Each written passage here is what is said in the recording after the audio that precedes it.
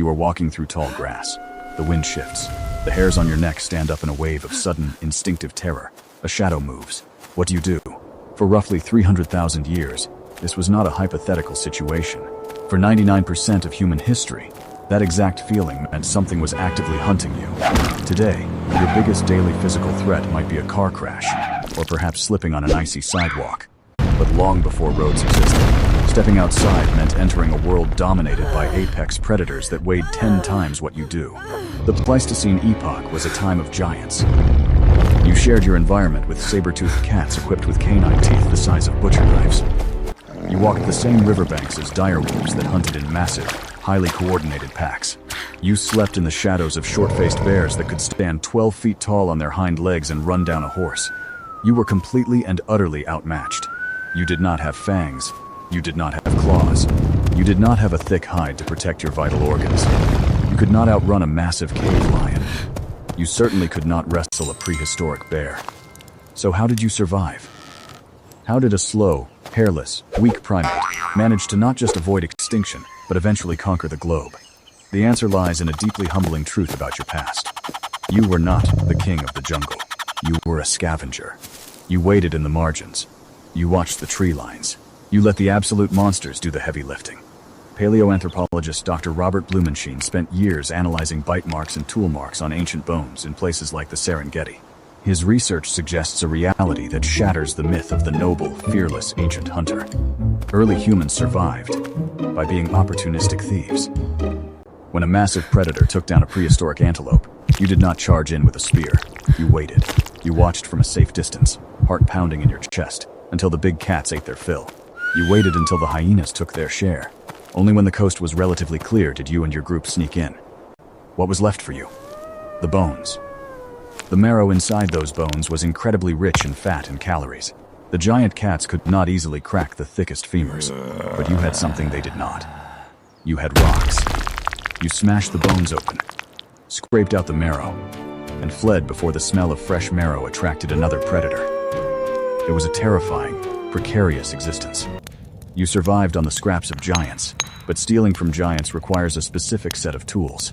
It requires not just sharp rocks, but a completely new way of thinking.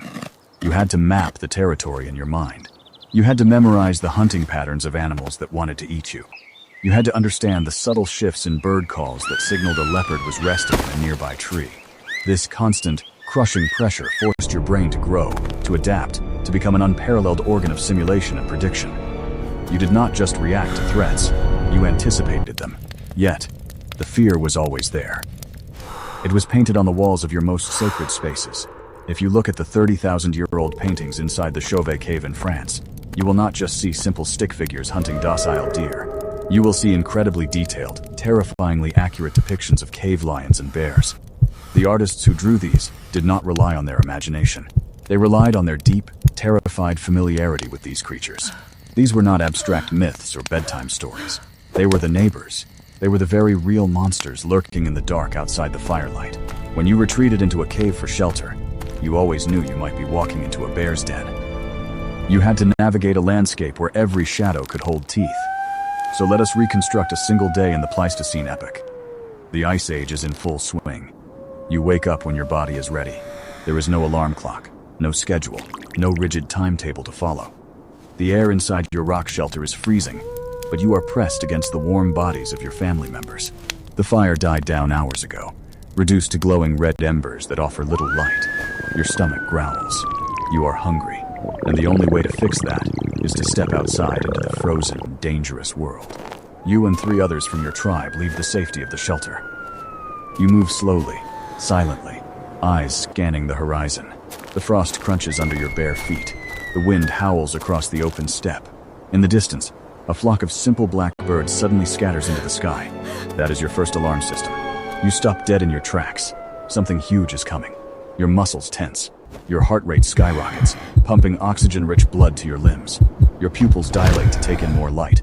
Your body is preparing for violence.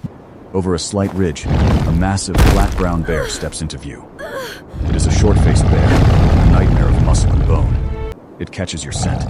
It turns its massive head toward you. What do? When a predator of that size charges, you do not run. If you run, trigger their deeply ingrained chase instinct. You instantly become prey, and you are not fast enough to win a foot race against a bear. Instead, you do something entirely unnatural.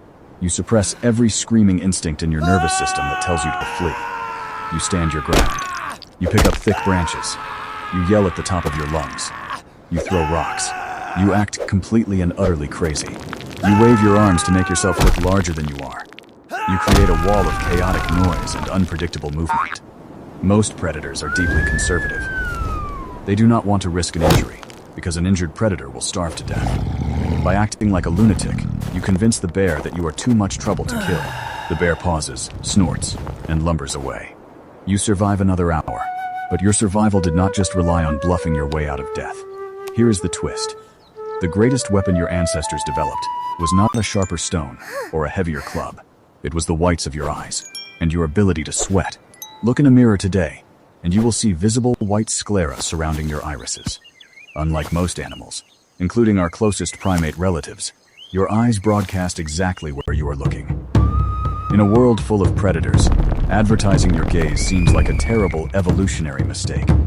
But for you, it was a superpower. It allowed your tribe to silently communicate just by glancing. You could coordinate a complex ambush, or silently agree to retreat from a threat without making a single sound. And then there is the sweat.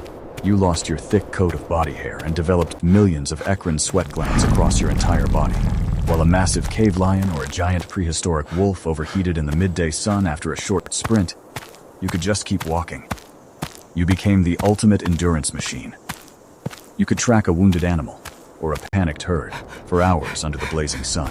When the super beasts collapsed from heat exhaustion, tongues hanging out, panting desperately in the shade, your hairless, sweating body was still moving forward. You weaponized endurance. Eventually, however, you stopped running away. You stopped waiting for the lions to leave their kills. You decided to take the fight to the monsters. In 1995, archaeologist Dr. Hartmut Thiem discovered something in a German coal mine that fundamentally changed our understanding of human history. He found the Schningen spears. These were not just crude, pointy sticks. They were perfectly balanced wooden throwing spears from 300,000 years ago. They were carved from dense spruce wood, with the center of gravity placed precisely in the front third of the shaft. They were designed to fly true.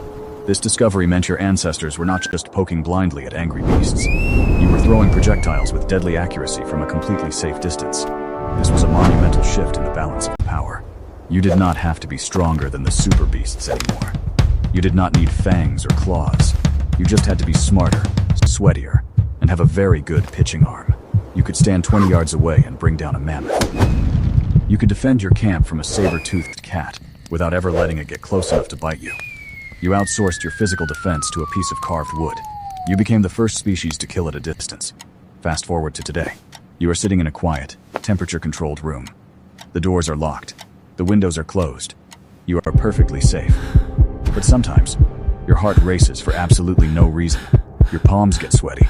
Your anxiety spikes when you hear a sudden, unexplained noise in the dark outside your window. You might feel a wave of dread wash over you when you are in a crowded, noisy space. You might struggle to sleep in a new environment, tossing and turning, unable to fully relax.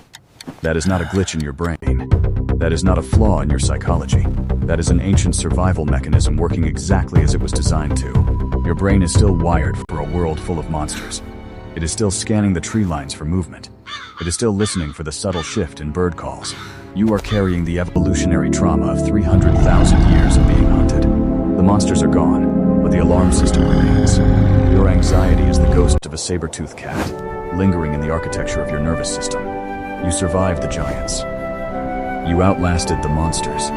You inherited the earth not because you were the strongest, but because you were the most adaptable, the most cooperative, and perhaps the most terrified.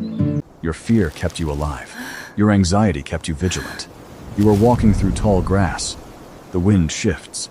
The hairs on your arm stand up in a wave of sudden, instinctive tension. Only now, you are not the prey. The monsters are long dead, buried deep beneath the soil. You hold the entire world in your hands. You are the most dangerous thing in it.